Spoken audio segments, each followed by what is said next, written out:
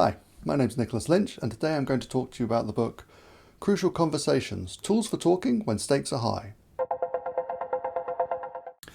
So before we get to what a crucial conversation is, we're going to take a step back and look at what a conversation is described as in this book. So in the book, a conversation is described as when two or more individuals are contributing to something called the pool of meaning. So I guess that's a shared space of increasing knowledge or exchanging ideas. And that is when people are freely adding and taking from that, that's a normal conversation. So the pool, adding to the pool of meaning. So people, when people feel safe, they will add to this pool of meaning, exchange ideas in a relatively civilized way. When people start to feel unsafe, they can go in two directions. They can start to go to silence, as it says in the book, which is withdrawing from the conversation, or they can go to violence, which from reading the book I found out is figuratively speaking, they're not literally going to violence unless it's a particularly extreme case. Conversations become crucial when emotions are high, there are opposing opinions, and the stakes are high. So the book really has two main sections in my mind.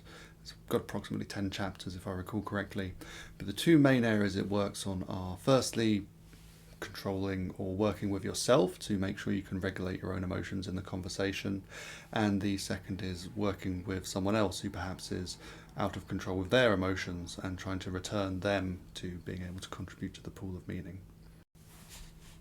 First off, the book talks about this idea of starting with heart or starting with me. So this is the idea that we have certain circles of influence and ultimately we can only really control ourselves. So it's up to us to take control of this and work from a place that we can control. So firstly, we control ourselves, and we'll go through some of the techniques to do that. Making sure your motives are clear, what you're trying to achieve. So even if someone is being unpleasant to you, you know that your ultimate motivations are to come to a resolution in this conversation, or to keep the lines of dialogue open, or you want to find a common goal and work towards that. So when you find yourself going to silence or violence, it's good to stop for a moment and about your motivation. So do I really want to be in an angry confrontation with this person, or do I want to get some meaning out of this? So that would mean that you would ask yourself some questions. So you would ask, is this how a person who is trying to get to this end goal I've just described would act? If not, then you have to reassess your behaviour. Then talks about the fool's choice. So the fool's choice is, I can either be honest and upset this person, or I can say nothing and my point is not put across, or I was not able to add to the pool. So this is called the fool's choice, and it's to be avoided. So you have to believe that there is a way that you can give this information that will help in the situation to the pool of meaning without upsetting someone. So that's what you're trying to achieve. So next up it talks about learning to look. So this is being aware of the environment and yourself when having these conversations. So it's important to look for when a conversation becomes crucial. Look for when people appear to become unsafe. So that can be through their body language, or them starting to not engage you in conversation, or starting to become loud or heated. These are some of the things to be aware of. So when you do notice these, you'll be able to put into motion some things in yourself that will allow you to control yourself. So this third section of the book talks about when someone else goes to silence or violence and what you can do to try and bring them back, as it were. Firstly, you have to take a moment, recognize that someone has gone to this crucial conversation, they've gone to silence or violence, and once you've done that, you need to understand what has made them feel unsafe. So feeling unsafe is what leads people to go to silence or violence. If someone has gone to these conditions, you need to understand what has caused them to feel unsafe. So is it from a appearance, at least, of not respecting them? Because if someone there's no mutual respect there, that can cause the move to silence or violence. And if they feel that you don't have a mutual purpose, so if they don't trust your motives or you don't share the same goals, this may also push them. So it's important to identify which of those is coming into play.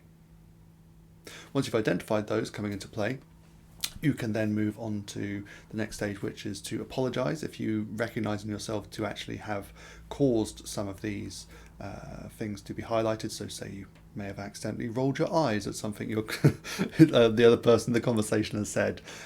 They may have seen that and thought, well, this person doesn't respect me. So then you would apologize for that and then move on to something that helps to... Next part of the conversation is how to use contrasting statements to fix any misunderstanding. So if you've said something that has been misinterpreted, you rolled your eyes at someone, you could say, oh, I understand. You may feel that me rolling my eyes in that conversation shows that I don't respect you, but in actual fact, what I was doing is a habit that I've developed in childhood. I do respect you very much, and I apologize for any misunderstanding that may have caused. So if you don't have joint purpose, you can create one. So what you need to do is find a mutual purpose or an end goal you're both working towards. So first of all, committing to seek a mutual purpose, recognize the purpose behind the strategy, invent a mutual purpose, and then finally brainstorm new strategies to put that purpose into effect. So the fourth part of the book deals with the path.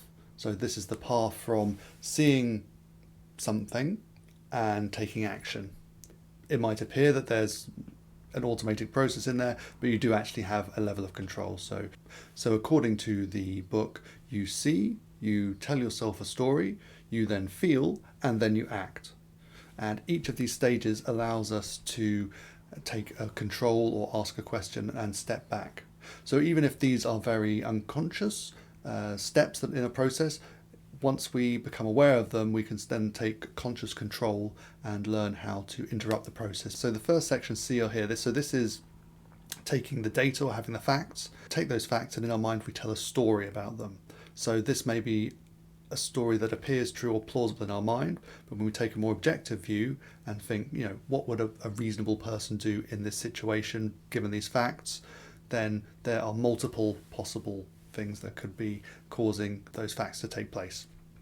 And so once you've accessed the story, that story will then create a feeling in you. So then to identify what that feeling is, and then before you take action, it allows you to reassess.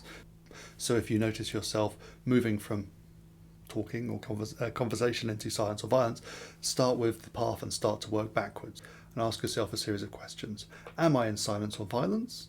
If so, get in touch with your feelings, identify what the feelings are you're feeling. Is it anger? Is it fear? Is it mistrust? Is it envy? All these kind of things that can cause unsafe feelings. So identify what that is. Then you can, once you've identified that, you can step back, analyze the story which you've told yourself about the situation, and see if that's accurate and actually fits the facts that you've observed. And once you've looked at that, you can see which are hard facts and which are perhaps things you've mixed in with those facts to create the story you're perceiving. Included in this section is these certain free archetype stories that can be levered into your process, your path. So these are the story as yourself as a victim, meaning you're powerless, the story that the person you're dealing with is a villain, and is a two-dimensional villain who's just out to stop you, and the third is that you are helpless, so everything's completely out of your control and there's nothing you can do to influence things. So in the book, these are described as clever stories, so stories that we tell ourselves because we have failed to take action at a certain point. So we're the victim, there's nothing we could have done, but perhaps there was something you could have done in that situation. They're the villain. Well, they're not just a villain, perhaps they are a rational person with motives and different things. So they're not just a villain, there's a depth there that you can explore and perhaps have a conversation with to influence. You're not the victim, you can take action and work on things. So it's up to yourself to give yourself agency and allowing you to work to take charge of these stories.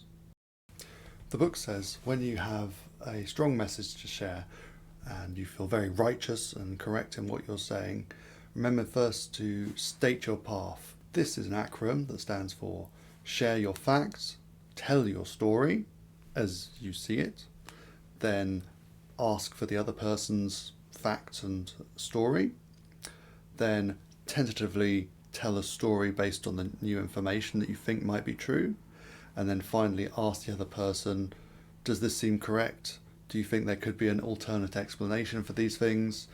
And then you can have a discussion after that. So it's quite a nice way to load the conversation with the data, but also not have it blow up in your face.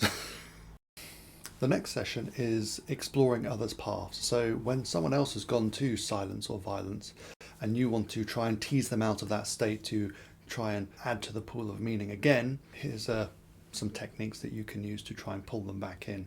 There's a little acronym, maybe, or well, there's a little reminder, so AMPP. So firstly, you would ask, simply expressing a genuine, curious interest in their point of view. If they've engaged with you, you would start mirroring, so saying, it seems like you're very passionate about this, or it seems like this is making you angry. And if that's working, you would then move on to paraphrasing. So if they do start to talk, you can then repeat back to them what they have said. Do it quite subtly if you can, so people don't notice too much. If you're then stuck or they don't respond to the other steps, you can go with priming them. So you can take your best guess at what they're thinking and what they're feeling and see if they respond to it. 3 other points that are worth mentioning and remembering. So when you do agree on something, actually state that you agree. Next is to build. If there are aspects of common ground that you're talking about, say that you agree on those aspects and then try and build on those with questions or confirmation. So instead of saying you're wrong on what you're saying, you'd say, I agree, I think that part's true, and also this part could be like this. And then so you kind of lead the conversation on a positive note rather than negatively charging the conversation, which can lead it downhill. And lastly, C of the ABC, if you do have a significantly different view, instead of saying you're wrong, you simply compare and talk through the differences. So this can leave the dialogue open and potentially allow you to gain ground. The book then goes on to talk about decision making. So once you've had your communication, you've worked through your crucial conversations, you actually have to make some decisions. So it goes over this little bit. Feels like a little bit of an add-on in the book, but I still think it does have some value to give. So that's why I'm including it. So this section works on the 4 methods of decision making. So there are command decision making. So some person of authority decides to make the decision. There's a consultation decision making. So there's still one person, they take in opinions of their advisors and then they go and make the decision. There's voting. So this can be quite helpful if a team is willing to follow through on any decision that's reached. If the team is not, or they're not really bought in, it's not as effective, but it can be quite helpful to get everyone on the same page if the majority of people vote. The last being consensus. So consensus is where every single person agrees wholeheartedly and is on board with the decision that's made, or you need to get everyone on board. So this can be really good or really bad. So when it works very well, and if you can't get anyone on board, it can be a nightmare to get everyone to agree. So lastly, we have assignments, which is a section of the book talking about giving people responsibility and making sure actions are actually carried out. So this is broken down as who does what, by when, and how will they follow up. So the first one, assigning it to a specific individual, allows responsibility to be taken by that individual to get the work done. So if it's assigned to a group and no specific leader or person is made responsible, it can act like a communal area in a shared building. So no one really looks after it because it's everyone's responsibility, and therefore it's no one's responsibility. Doing what takes the form of actually having a specific thing you're looking to achieve rather than a fuzzy outcome. That way people are less likely to misunderstand or have a miscommunication about what's expected on a task. Thirdly, we have by when. So I've come across this in my own life, dealing with some business partners. They are very good at setting dates. Instead of saying, well, we'll catch up in a few months, they say, no, we'll catch up in 8 weeks on this date at this time, which is great because otherwise these things can sometimes be left undone. And I found this really, really helpful, and I've learned from it and I've started to do it myself. So the 4th stage is, how will this be followed up? Once you've completed this task on this deadline, how will that be communicated to the people involved? Will you email it? Will it be presented at a meeting? If you miss the deadline, how will that be communicated as well? So all these parts on making sure everyone's in the loop and involved of what's going on. So that was my take on the book, Crucial Conversations. When reading it through, it was not what I was expecting. I was coming into this expecting a negotiation book, but it took a different angle. It took me a while to really understand what it was trying to say about keeping dialogue open and actually managing the emotions in conversation to keep the dialogue flowing between parties. I did find value in this book. I had to read it over a few times to really get what it was trying to say, if I'm honest. I can see how I can try and implement some of these things in my life. So I think it's worth a read. There is more in there than I've talked about here, so it's worth going over in a bit more detail for yourselves. If you found this helpful, do like and subscribe to my channel, and there should be some other videos coming along shortly. So take care.